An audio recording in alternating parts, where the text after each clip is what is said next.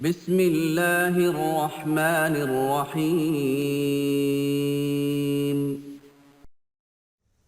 السلام علیکم ورحمۃ اللہ وبرکاتہ۔ ویورز، آپ کو آپ کے اپنے چینل ازمودہ وظیفہ میں خوش آمدید کہتے ہیں۔ اہلا و سہلا و مرحبا۔ اللہ تعالیٰ سے امید کرتے ہیں کہ آپ خیریت سے ہوں گے، دعا بھی کرتے ہیں جہاں رہیں خوش رہیں، سلامت رہیں اور مسکراہٹیں بھی کھیرتے رہیں۔ ویورز، آج ہم آپ کو بتائیں گے کہ لونگ کے دانے کے اوپر دم کر کے اپنے پاس رکھیں گے تو اس سے کیا ہوتا ہے۔ ہم نے یہ سنا ہے کہ جو بندہ لونگ کے دانے کے اوپر دم کر کے اپنے پاس رکھتا ہے تو اس کے گھر سے پیسے کبھی نہیں ختم ہوتے۔ مرد اگر اپنی پرس میں رکھتا ہے اور اپنی جیب میں رکھتا ہے تو بھی اس کا پرس کبھی خالی نہیں ہوگا، اگر جیب میں رکھتا ہے تو اس کی جیب کبھی خالی نہیں ہوگی۔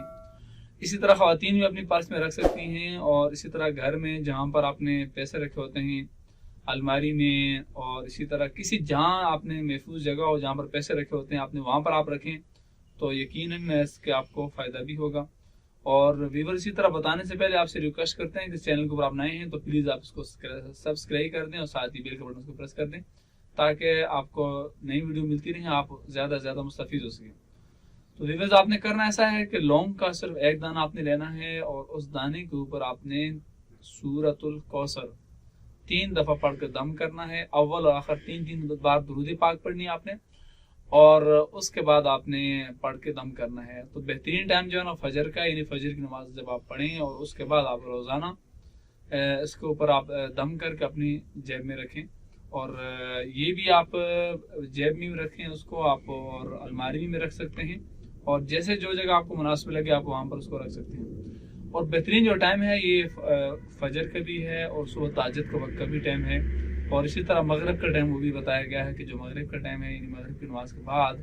جب آپ باقی وظائف پڑھیں تو صاحب آپ اسی طرح سورہ کوثر پڑھیں، بڑی آسان سورہ ہے، تو ہمیں پڑھ کر سنا دیتا ہوں۔ بسم اللہ الرحمن الرحیم،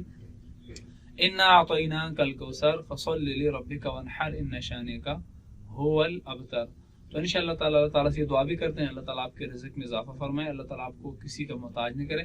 اور دونوں دین اور دنیا کے اللہ تعالیٰ آپ کو عزتیں عطا فرمائے، اور جو مقروض ہیں جو قرض کے بوجھ تلے دبے ہیں اللہ تعالیٰ ان کی